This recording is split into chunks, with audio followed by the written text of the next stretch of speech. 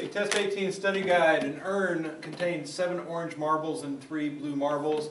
A marble is drawn and dropped back into the urn. The marble drawn was orange. If another marble is drawn, what is the probability that it will be orange?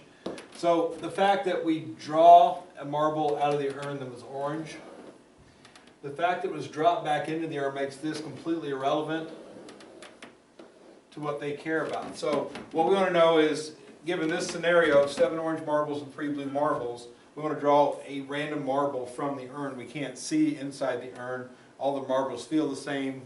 The only difference is the color. So the probability that it's orange is going to equal the fraction on top is going to be how many orange marbles there are, which is 7. On the bottom, how many marbles are there all together, which is 10.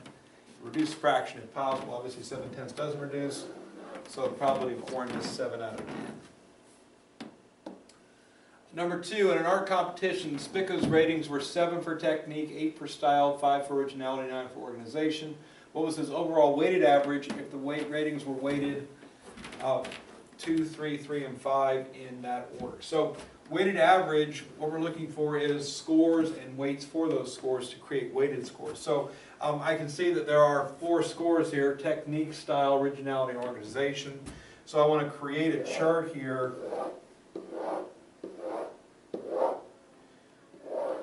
with 4 categories. So categories go here, and we have technique, style, originality, and organization. We get actual scores for each of these things, which are 7 for technique, 8 for style, 5 for originality, and 9 for organization. And we have weights for each. It says 2, 3, 3, 5 in that order, so 2, 3, 3, 5. And what I'm concerned with here is I want to know what the weighted scores are. And a weighted score is simply the score that you got times the weight for that score. So 7 times 2 is 14, 8 times 3 is 24, 5 times 3 is 15, 9 times 5 is 45. We add all these weighted scores up. 14 and 24 is 38, plus 15 is 53, plus 45 is 98. 2 plus 3 is 5, plus 3 is 8, plus 5 is 13. So we end up with his weighted average is simply going to be the sum of his weighted scores divided by the sum of the weights, and whatever that comes out to. 98 divided by 13 is 7.54.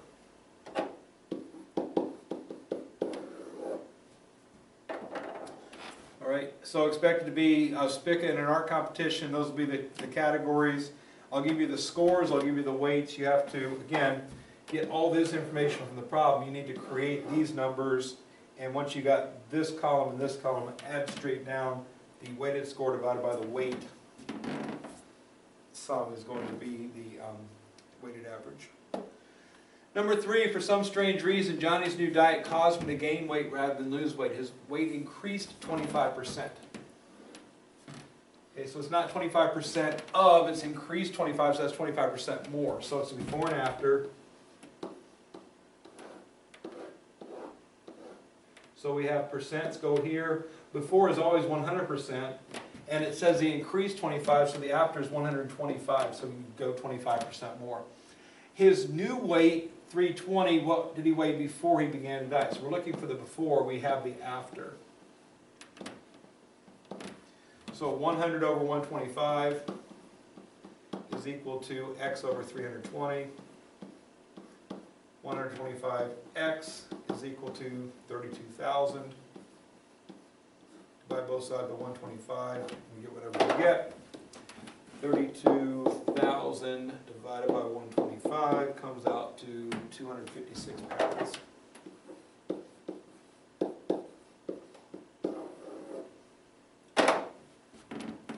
Okay, on the test, you can expect Johnny's diet to cause him to gain weight. It's going to increase by some percentage. So before 100, after, add the percent that is more. I'm going to give you the final weight asked for the initial weight. Number 4, factoring. I believe there's a lot of factoring on this test if I remember right, so be careful that we do them all correctly. Each one of them has some different nuances to them. So there's term 1, there's term 2, there's term 3. And what you're supposed to notice that all 3 terms contain a plus c. So if we factor the a plus c out, left over from the first term is x squared. Left over from the second term is plus 23x. Left over from the final term is plus 60. Once you've done that, a plus c is as simple as it can possibly get. Now I've got this trinomial, quadratic trinomial. I'm looking for 2 numbers that multiply to make 60, whose sum is positive 23. So positive 60 means both signs have to be the same. In order to get a positive sum, they both have to be positive. And if I can find those numbers immediately, I'm welcome to do so. 3 times 20 makes 60. 3 plus 20 is 23. So 3 and 20 are the numbers I need to break 60 down into. So x plus 3 times x plus 20 is how we factor that. And then a plus c is going to go out in front because that's part of the factor form. So take out that binomial common factor, factor the trinomial with the chart, get the 2 magic numbers to get your 2 factors there. Number 5, same deal. X minus y, x minus y, x minus y comes out. If I take x minus y off the first term, I'm left with x squared. Second term plus 17x. Even though the x minus y is there in the middle, the 17 and the x are together. And then plus 72.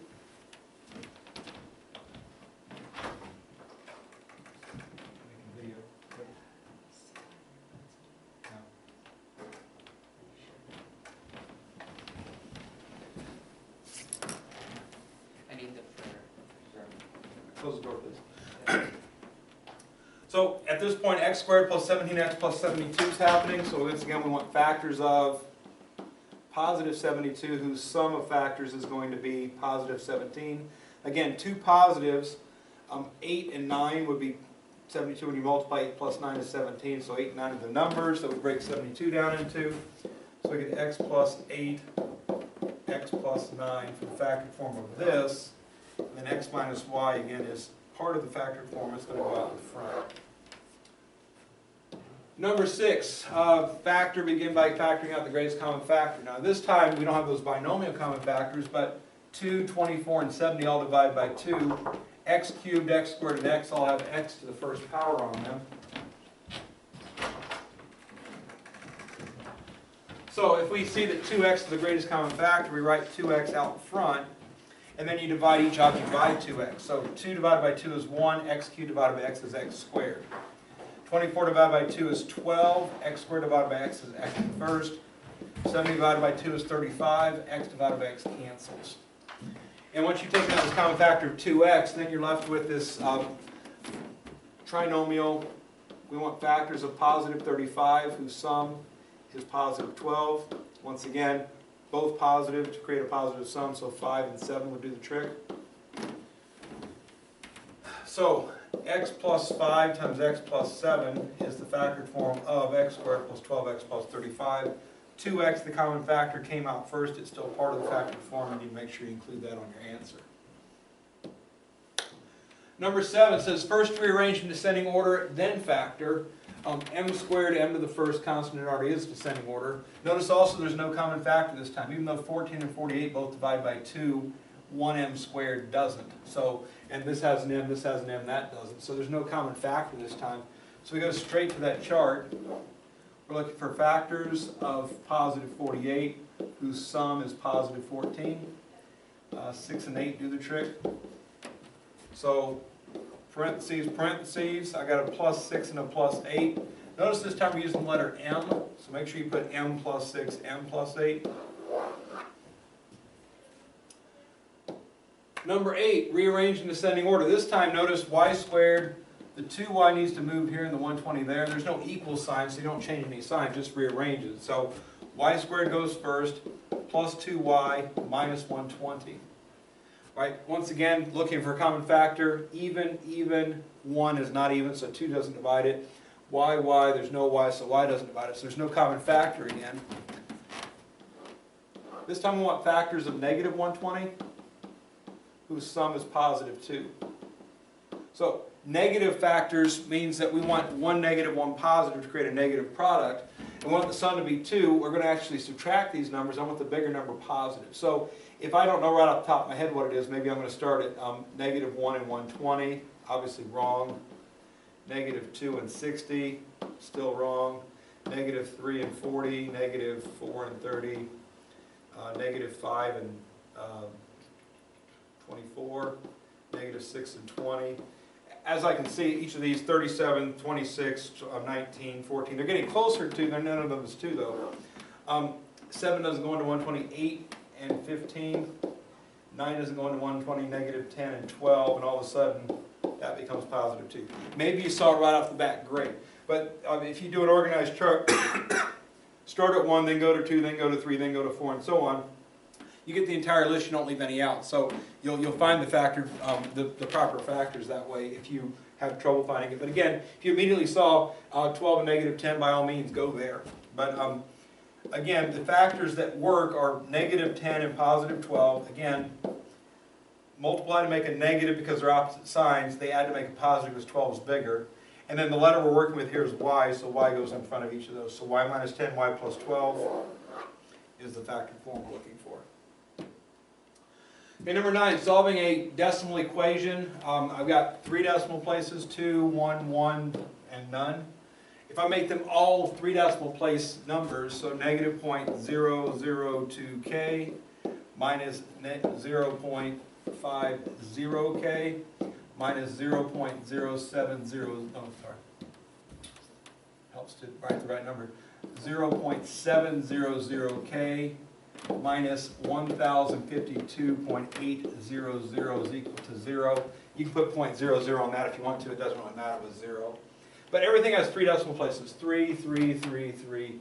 Okay, so now if we drop all the decimals off, negative 2k minus 50k minus 700k minus 1,052,800 equals 0. Okay, so the left-hand side, all these have k's. I'm going to keep them there. I'm going to move the 1,052,800 over to the right. So these, 700 plus 50 plus 2 is 752k. They're all negative, so you get negative 752k. You move the 1,052,800 over there. And then we simply divide both sides by negative 752.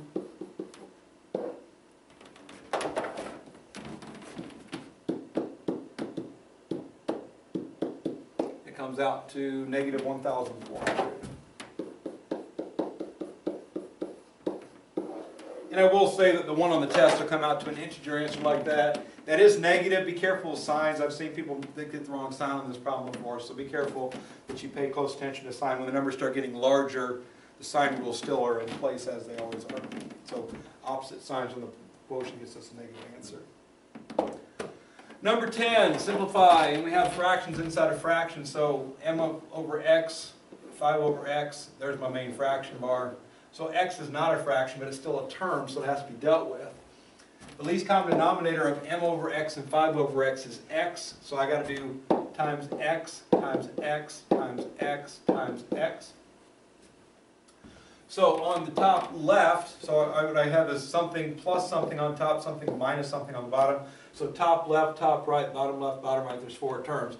The top left is these. X's cancel because there's a fraction. You're left with m.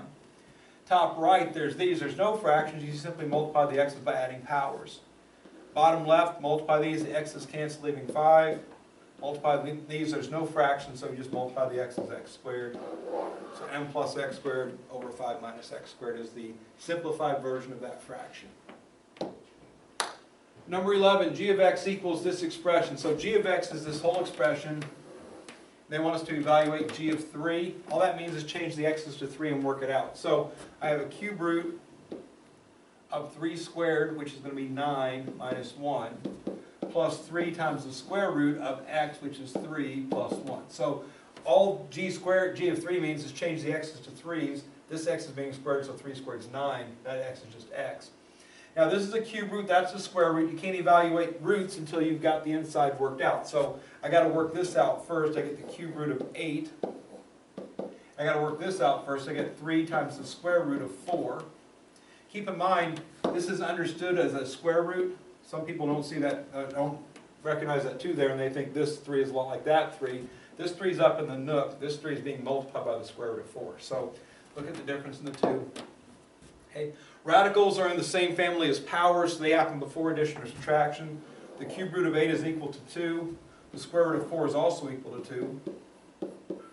3 is being multiplied by the square root of 4, so now 3 is being multiplied by 2. Multiplication happens before addition. Addition happens last. 8 is the correct result here. So change the x's to whatever the number is, work them out inside the radicals, evaluate the radicals, do products, multiplication or division next, and then add or subtract last. Number 12, solve. I'm going to do this both with substitution and elimination. You can pick which one you want. I'm hoping that you guys are leaning towards elimination. That tends to be the more efficient technique, but let me just go ahead and make 2 sides here. So, if I go with the substitution technique first, I'm going to take this bottom equation and solve for y. If I move the 4 to the left and the y to the right, 3x stays where it's at, stays positive. 4 moves left, becomes negative 4. Y moves right, becomes positive y. The top equation is 5x minus 2y is equal to 5. We know that y is equivalent to 3x minus 4, so we can change that y to a 3x minus 4. So the bottom equation, or I should say the top equation, which is now my bottom equation, becomes 5x minus 2 times 3x minus 4 equals 5.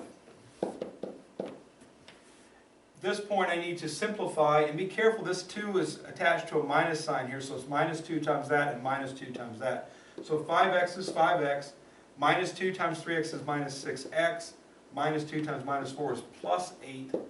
If I move the 8 to the other side, I get negative 1x is equal to negative 3, which means x is equal to positive 3. Once I know what x equals, I can go right here and change that x to a 3. So 3 times 3 minus 4 is equal to y. 9 minus 4 is equal to y, so y of course equals 5. And once I have both x and y evaluated, x is 3, y is 5. Right, my answer is an ordered pair. So that's the substitution technique. That will work on that problem. If I want to go the elimination technique instead, I'm going to choose to get rid of y because it looks to me like it's easier to get rid of y. I'm going to multiply the bottom equation times negative 2. So the top equation is going to stay right here, 5x minus 2y equals 5. No change necessary. The bottom equation multiplied by negative 2 gets me negative 6x plus 2y equals negative 8. At this point, since my negative 2y and positive 2y are opposites, I can just add the equations together, like terms, like terms, like terms. 5x minus 6x is negative 1x, negative and positive 2y cancel, 5 minus 8 is negative 3, so just like that, x equals positive 3, same answer. And then once I know x equals 3, I go back to one of my equations. I'm going to go to the top one. It says 5 times x minus 2y is equal to 5. I'm going to replace x with the 3. 5 and 3 is 15. So negative 2y is equal to negative 10. Divide by negative 2, you get y is equal to 5. So just like that, we get 3 times 5 also. Both techniques work. I think elimination is much more efficient, but I'm not going to stop you from using substitution. I don't specify a technique, I just say solve. Number 13, solve. This has subscripted variables. I've recommended rewriting them without the subscript, so 10d instead of n sub d plus 25q instead of n sub q is equal to 530. And then on the bottom I've got q equals d plus 10, again using subscripts instead of the variables. So q and d instead of n sub q and n sub d. Again, you have the choices of elimination and or substitution. Here's a situation where I'd probably use substitution only because it already has q equals something else. So I can change this q into a d plus 10. So the top equation remains 10d plus 25, but instead of writing times q, I'm going to write times d plus 10. Remember, if I change one thing into multiple things, I put parentheses around my substitution, equals 530. And just like that, D is the only letter in the problem, so now it just works out pretty nicely. A little distributive property first. I get 10D plus 25D plus 250 is equal to 530. Move the 250 over so the D's are on the left. I get 35D left on the left-hand side is equal to 280 on the right-hand side. Simply have to divide both sides by 35.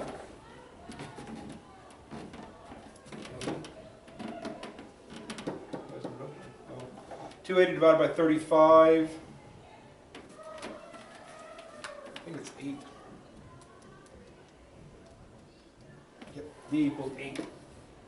Okay, wants to know what D is. I go back here. Q is equal to D plus 10. Instead of writing D, I write 8 because that's what D equals. So Q therefore equals 18. So D equals 8. Q equals 18. And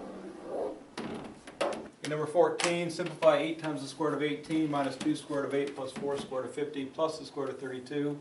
In its current form, the radicals are all different, so subtracting them is impossible. But if we take a look at each individual object and break down the radical object, 18 is 2 times 3 times 3. And 8 is 2 times 2 times 2. Notice I'm leaving a little space in front to allow myself to get some numbers out in front with that. 4 square root of 50 is going to be 4 times the square root of 2 times 5 times 5. And then 32. 32 is 2 times 2 times 2 times 2 times 2. So factor tree each of those as much as you need to, and hopefully you can get those results. Slide this over a little bit.